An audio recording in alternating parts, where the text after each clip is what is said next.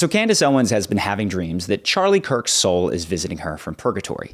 And in these dreams, he's giving her information about a betrayal. I similarly, like I just said, had a vivid dream this weekend, and Charlie came to me and he told me that he was betrayed. Now, to her, it's unclear if this betrayal is financial or perhaps related to his assassination, but nonetheless, a big deal. In one of these dreams, after having several that are keeping her up at night and are increasingly vivid, she sees a face come through. And it's the face of someone that knew Charlie in life, that she believes betrayed Charlie. So she reaches out to this guy and says, "Hey, I know that you know more that you are letting on." One face came through in this dream. It came through as clear as day. It was Andrew Kolvetz. That, as weird and as odd as it was, that I had to text him and tell him what I saw. And this is the text, just sharing with you so you guys know if this all really happened. And obviously, when she shares this with her huge podcast audience, a considerable amount of the internet reacts understandably and says that she's losing her mind, or she's grifting, or she's just really not being careful about these sorts of things. But there's also an element that can't be written off. There's a huge portion of her audience that is in there sharing their dreams, their premonitions, how they knew things that they couldn't possibly know through the dreams that they had. And clearly, given her audience, which is growing, this is striking a chord with people. So I want to talk about this because I think that the way that we treat dreams in our culture is totally misguided. You've got a group of people that think that they're just random, that they can be dismissed entirely, and another group of people that think that they're meant to be taken literally. Both are deeply wrong. And if you don't get this, you are missing out on one of the most potent routes to self-development possible. So let's talk about why dreams are misunderstood and how you can use yours to make serious growth and steps in your life. We'll also touch on this Candace dream. So in order to talk about dreams, I have to speak about Carl Jung. He's my guy. I think he's the smartest man of the 20th century. Now, in 1913, Jung thought that he was psychotic. And he thought he was psychotic because he was having repeated dreams that were really haunting to him of rivers of blood cascading over Europe.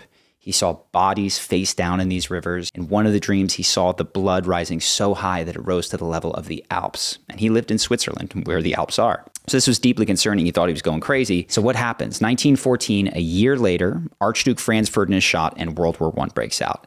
And that metaphorical river of blood comes true. Now, this was an important connection to him, and he didn't think it was random. So he actually spent the rest of his career trying to understand this connection, what was going on here.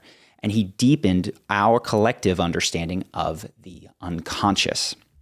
And here was Jung's core insight, which I think is brilliant and true. So let's do this. We've got right here something you've seen before, which is the model of consciousness, which is this iceberg. Above the waterline is everything you're conscious of. This is the stuff that you're thinking right now. If I bring your attention to your butt on the chair that you're on, you're conscious of that. But prior to that, you weren't.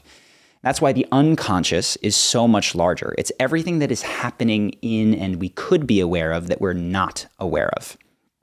And so that includes the thing that is regulating your heartbeat. That includes the part of you that is regulating the pH in your stomach. But there's two very important psychological elements of the unconscious. We have here the personal unconscious, which is relatively smaller, and here the collective unconscious. And this is crucial. Because Jung believed, and I tend to trust Carl Jung on these things if I haven't had the experience myself, that there's this collective aspect of our consciousness that we can all tap into, and especially in altered states and visions, which Jung had his entire life. And so in these dreams, we can get information about what is going on in the collective. Like this World War I dream is an example.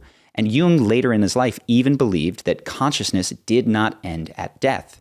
So while he didn't outright say it, there's an implication that someone who had died might communicate with someone who is alive. And if you're at all familiar with the story of how Let It Be came to be, which is Paul McCartney was hanging out, went to sleep, and his mother came to him because he was having a hard time and said, "Let it be," woke up and wrote what I think is the greatest song ever. Anyway, I had a dream, and my mother, who died probably about 10 years previously, was in the dream. She came to me in the dream. It's a magic moment. And she said, "Don't worry, it's going to be fine. Just let it be." Maybe you don't take that to mean much, but there's clearly power in these dreams, right? There's a reason that Martin Luther King said, "I had a dream." There's a reason that when you ask someone what their dream is, they know that there's potency, there's this power there, and you don't want to write that off. The problem here is that probably 99% of our dreams are going to be the personal. Let's see if I can draw this. Bing, bing. They're going to be the personal unconscious surging to conscious mind. There's a number of problems here, though, because what we often think is happening is we'll have this very personal dream, but we confuse it for a collective dream. We think we're tapping into objectively true information when we're tapping into subjectively true information. That means things that are true about us. Now, why does this happen? This happens because dreams and the unconscious communicate in symbols. They are symbolic in nature. And if you start to take your dreams literally, this doesn't make sense very quickly. For instance, even in Candace's dream, this is occurring at Benjamin Netanyahu's wife's funeral. We were there in this dream setting for Bibi Netanyahu's wife's funeral. Now, she is an older woman and she's going to die sometime, and it might be soon, and that might make Candace declare victory here. But clearly that's not happened. She's not sitting with Charlie Kirk at the funeral. There's a symbolic nature as to why that's where they are. Why are they in Israel? Why at this funeral? That means something to Candace, but it's being taken as just a aberrant detail where the rest is a very literal confession of a betrayal. That's a miss. The problem that occurs here, if we don't take things symbolically, is that we enter into what Jung termed ego inflation. And this is genuinely dangerous. Ego inflation, you've all seen this. If you've been in a crowded city square and somebody thinks that they're Jesus Christ and they're carrying the cross and think they're the Messiah, they're often mumbling or bumbling. That is a case of ego inflation or psychosis. Now, ego inflation is far more common than psychosis. It occurs any time that our ego, which is an aspect of our conscious mind, identifies and is overwhelmed with an aspect of the unconscious mind. To say that more simply, we forget that the unconscious is going to communicate with us in symbols. We take it very literally. So that guy who thinks that he's the Messiah might have had an experience of his unconscious mind coming up and be like, "You are the one. I choose you," or something like that. And he goes, "Oh my God, I am objectively the one. It's me and not these other people." So this is why it's very important to know telltale signs of ego inflation so that you don't drift into an area where you're going to hurt yourself or other people. And there's 3 things that are very clear and a 4th bonus that I'll give you, but it spells out SOS. First is it confers status to you. That's your S, right? You're special. You're above and beyond other people. You have a truth that other people need to get that comes through you. Now, on its own, this isn't a bad thing, but it's when it's combined with these others. The second is that it's taken to be objective rather than subjective. 99% of the time, and I do hold space for Jung's collective unconscious and for you to get something about the world from these dreams, but 99% of the time, your dreams are talking about aspects of your psyche that you have split off. If you're having repeated dreams, it means that there is a message generally that you need to get about your life from these dreams, not that they're objectively true. The repetition means that the dream is urgent and important for you to pay attention. You need to unpack that symbolism fast or there will be consequences. It doesn't mean that this is true for other people and you need to take this to everyone else as some sort of objective truth. That's an issue though. And the last thing, which we talked about before, is that the symbolic collapses into the literal.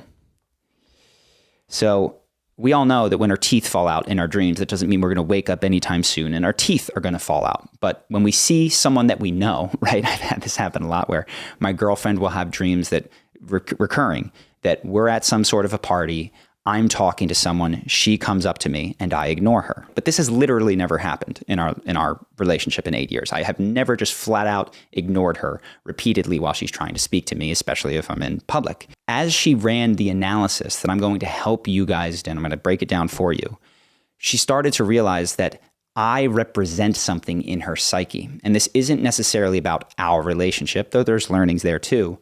It's about what the masculine aspect that I represent is relating to her ego. And in this case, it was that I represent safety to her in her dreams. She's trying to get safety, but she's unable to feel it. So let's take all this together and pull it back to you. I believe, Jung believed, that you have a very powerful conduit to deep intelligence occurring every single night. And you can even learn to have these sorts of imaginal visions, which Jung called it active imagination, in your waking life. And I want to help you to unlock this. So the first thing you have to do is you have to take this seriously, not literally. And what I mean by that is when you have a dream, step 1 is going to be to record it in some way as soon after as you can. I know it's tough in the morning. You don't want to do this. Pen and paper used to be rough, but now we all have a phone. We all have the voice memo thing, ChatGPT, whatever. Record your dream as best you can as soon as you have it. You can go back to sleep. Step 2 is to write out all of the key players, the key locations, and the key items, the objects in the dream. So in Candace's dream, she might write Charlie Kirk. She might write Benjamin Netanyahu's wife's funeral, or Israel, or something like that. She might, if there was a salient object or a phrase that came up, she would write all of that down. And by the way, I want to give some credit to Dreamwise, which is the book that helped me with this dream interpretation. And then this is really, really important. This is the brilliant insight from Dreamwise. The third step is that you step into each of those things in a first-person view. If you've played a first-person shooter, you know what this means. You are looking out of the eyes of that thing.